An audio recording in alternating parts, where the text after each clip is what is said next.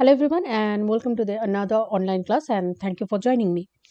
Now today we are going to continue with the chapter P block element and we were doing this chapter with the help of some of the questions from this chapter.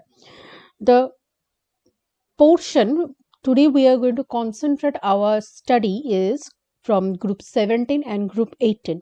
We will start our class with the general electronic configuration and see how the electronic configuration proceeds in group 17 and 18. Now the first one is group 17. Let's see group 17 first. Now group 17, the general electronic configuration in NS2 NP5. So total 7 valence electron present in the group 17 elements. Now starts from fluorine, chlorine, bromine, iodine, and the last one is astatine. Now astatine is radioactive, so we are not going to study as much about astatine. The main common halogens that we know of are fluorine, chlorine, bromine and iodine. The electronic configuration of each of them are fluorine present in second period. So the electronic configuration is going to be 2s2, 2p5. Fluorine present in the third period, it will be 3s2, 3p5. Bromine present in the fourth period, electronic configuration is going to be 4s2, 4p5. Iodine present in the fifth period, electronic configuration is 5s2, 5p5. And astatine present in the sixth period and its electronic configuration is 6s2, 6p5. Like all the electronic configuration in the p block element, all the groups electronic configuration in p block element, the fourth element will have a little bit of different electronic configuration than the previous elements in the same group. That is, the penultimate d shell, that is 3d, will have 10 electron. Now this 3d is vacant in the previous element atom, that is in chlorine, but in bromine, because this fourth element in the period, it will have 10d electron, filled 10d electron. So the electronic configuration is going to be 3d10, 4s2 and 5, 4s2, 4p5. Now the similar will be in the case for iodine also. It will be 4d10, 5s2, 5p5. Now for astatine, the similar will be there, 4d10, 6s2 and 6p5, but another exception will come in the electronic configuration in astatine. It is the sixth period element. It will have 4f14 electron present in the electronic configuration, which is vacant in the previous element atom, previous element iodine. The 4f orbital is vacant in iodine, but in astatine 14 electron is present in the 4f orbital, and the electronic configuration will be 4f14, 5d10, 6s2 and 6p5.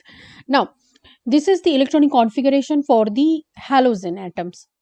Now the group 18 electronic configuration is going to be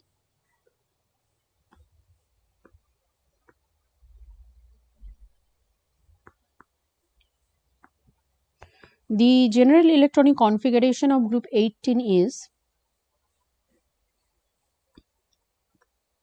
NS2 NP6. So total 8 electron present in the valence shell, meaning that the octet is filled for group 18 elements. That's why group 18 elements also known as the inert gas element or noble gas elements. Now the group 18 elements start from period 1. In the period 1, helium is present and it have a peculiar electronic configuration which is not as per the normal general electronic configuration for the group 18, and we know that the electronic configuration of helium is 1:2. So doublet is spelled for helium. In the second period, neon is there, which have the electronic configuration of the normal general group 18 electronic configuration as 2s2 2p6. In the third period, argon is there, and the electronic configuration is 3s2 3p6. In the fourth period, helium, neon, argon, krypton is there with electronic configuration 4s2 4p6. Helium, neon, argon, krypton. In the fifth period, xenon is there with electronic configuration 5s2 5p6. In the sixth period, radon is there with electronic configuration 6s2 6p6. Now, as for all the p block elements, in the fourth period element, that is in this case krypton, have a little bit different electronic configuration with 3d10 4s2 4p6. This will follow in the xenon 2 as 4d10 5s2 5p6. In radon, it will follow with a little bit addition, that is 5d10 4s2 6p6 5d10 6s2 6p6, but with 4f14 electron also. So the electronic configuration for radon becomes 4f14 5d10 6s2 6p6. The first question today that we are going to start our class is with this question. The question is saying that ClF3 exists but FCl3 does not. Why? Now, to study this question, we need to study how ClF3 is constructed. Now, chlorine is the central atom in the ClF3 molecule, and 3 fluorine atom attached with this central chlorine atom with 3 sigma bonds. Now, chlorine, the normal electronic configuration is 3s2 3p 3p and 3p5 3d0. So the ground electronic configuration for chlorine is, ground state electronic configuration is 3s2 3p5 and 3d0. When chlorine present in the ClF3, it creates an excited electronic configuration by transferring one of its paired p electron to the 3d orbital.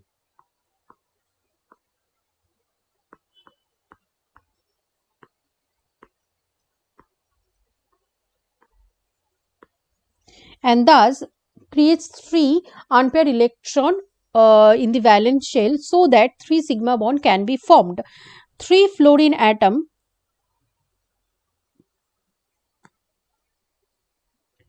each giving 1 electron to share creates 3 sigma bond, and thus the normal hybridization for ClF3 becomes sp3d.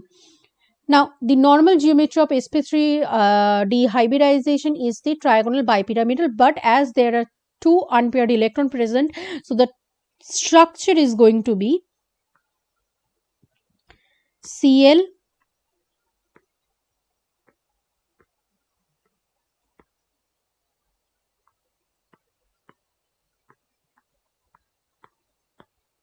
T-shaped. Now, this entire ClF3 is formed on the basis of that there is vacant 3d orbital present in the chlorine, central chlorine atom, and thus can have an excited state where the one of the pair 3p orbital can jump to the 3d orbital, creating 3 sigma bonds, creating 3 unpaired electron for the formation of the 3 sigma bonds. This is absent in the case for fluorine atom in FCl3b. If FCl3 needs to if FCl3 to be formed, the central fluorine atom needs to have this vacant d orbital, which is absent in fluorine. The normal the general electronic configuration for fluorine is 2s2 2p5. So there is no vacant d electron, so the fluorine cannot have an excited state where it can have vacant three unpaired electron for the to form 3 sigma bonds. That's why FCl3 cannot be formed, whereas ClF3 can be formed. The next question is, what are the shape of BrF3, ClF5, IF7 molecules? Why? Now we are going to discuss the shapes of these 3 molecules individually. Let's discuss the first molecule BrF3, the shape of this molecule. Now we will start by doing the hybridization. Now Br, the normal general electronic configuration is 4s to 4p5 and 4d10. Now ground state electronic configuration is going to be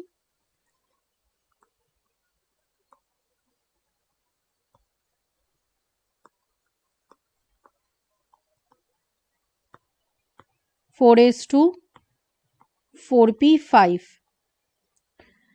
But when Br is present in BrF3, 3 fluorine atom will form 3 sigma bonds. So 3 unpaired electron is required in the valence shell, and that's why bromine will have an excited state by transferring one of his paired 3p electron to the vacant 4p electron to the vacant 4d orbital, and thus will create 3 unpaired electrons, and 3 fluorine atom by sharing 3 electron will have this hybridization.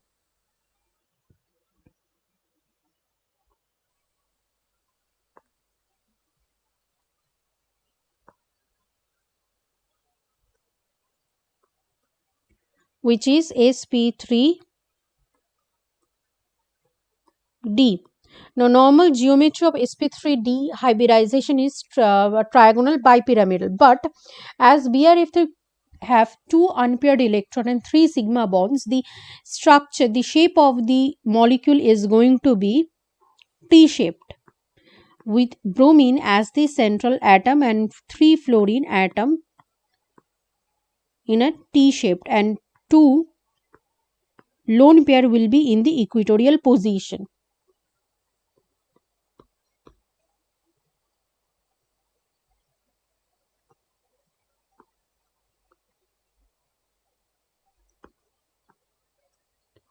So this is the shape and hybridization of the BrF3 molecule. Now let's go to the next molecule, which is ClF5 molecule. In ClF5,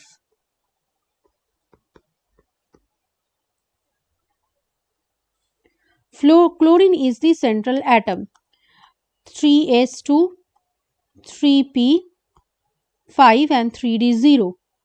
This is the ground state electronic configuration.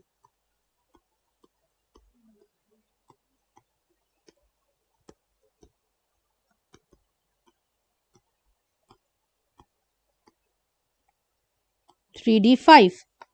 But in chlorine in CCl5, 5 sigma bond will be formed with 5 fluorine atom. So 5 unpaired electron is required. So an excited state, chlorine will have an excited state by transferring all the paired 3p electron to the 3d orbital, and will have 5 unpaired electron in the valence shell, and thus 5 fluorine atom will share 5 electron, creating 5 sigma bond.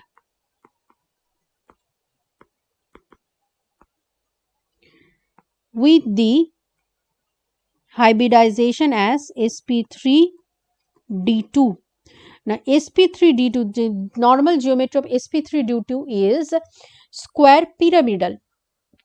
That is not square pyramid, it's octahedral, but as there are one lone pair electron is present, therefore the shape of the molecule is going to be square pyramidal,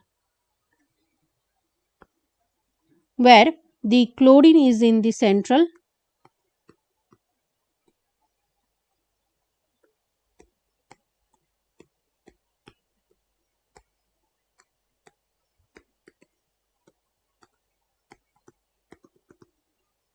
and a lone pair will be there.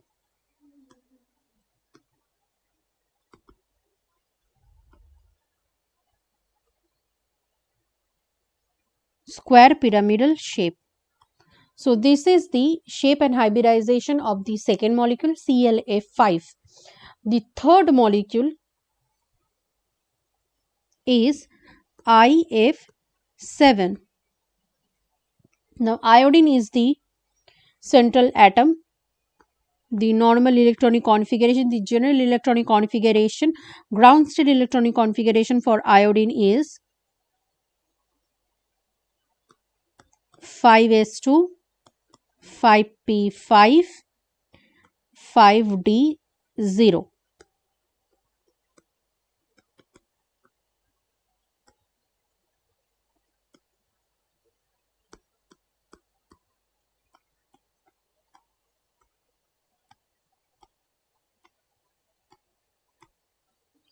Now iodine in IF7 will have an excited state because it requires 7 unpaired electron. So it will have all its paired electron jump to the 3d vacant 5d orbital, making 7 unpaired electrons.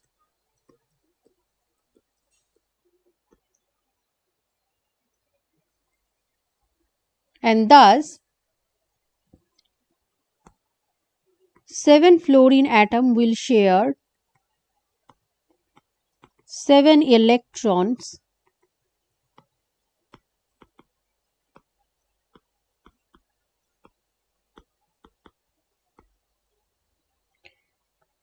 with an hybridization as sp3d3.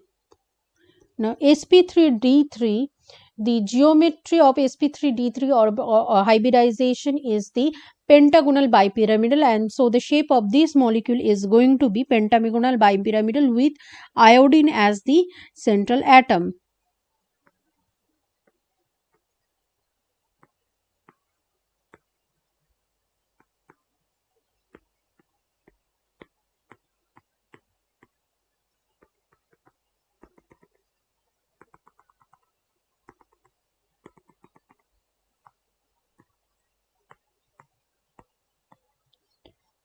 This is the shape of the molecule, pentagonal bipyramidal.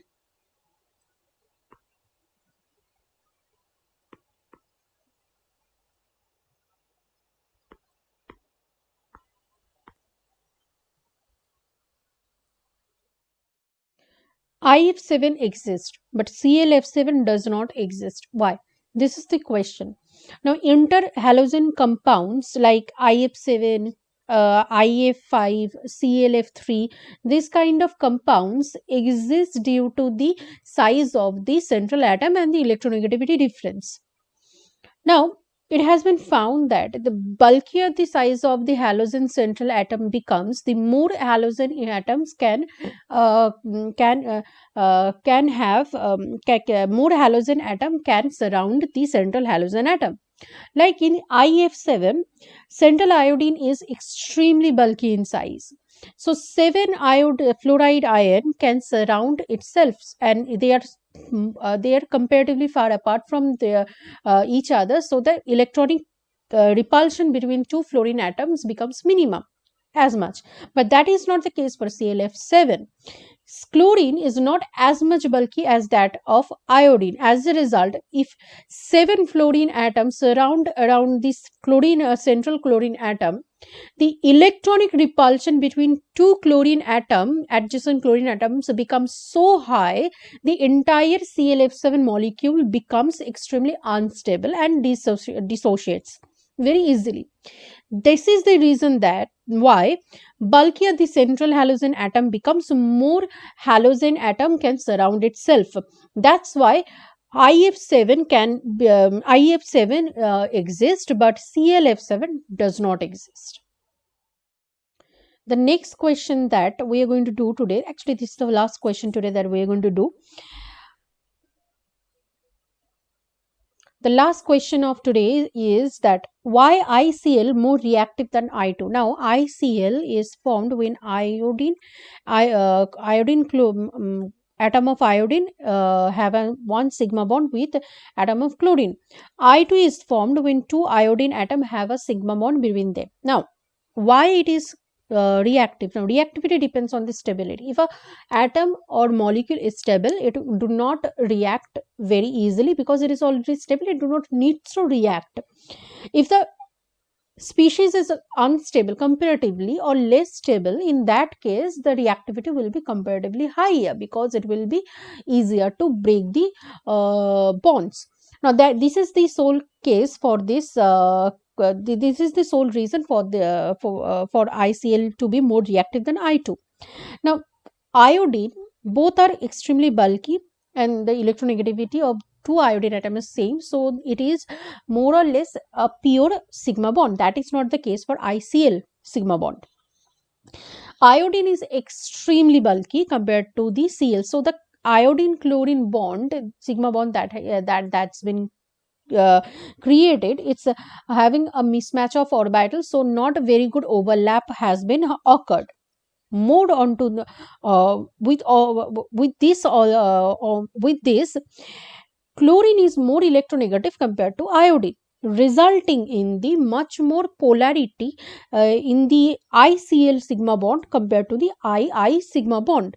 This is the two reason why the ICl bond is comparatively weaker than the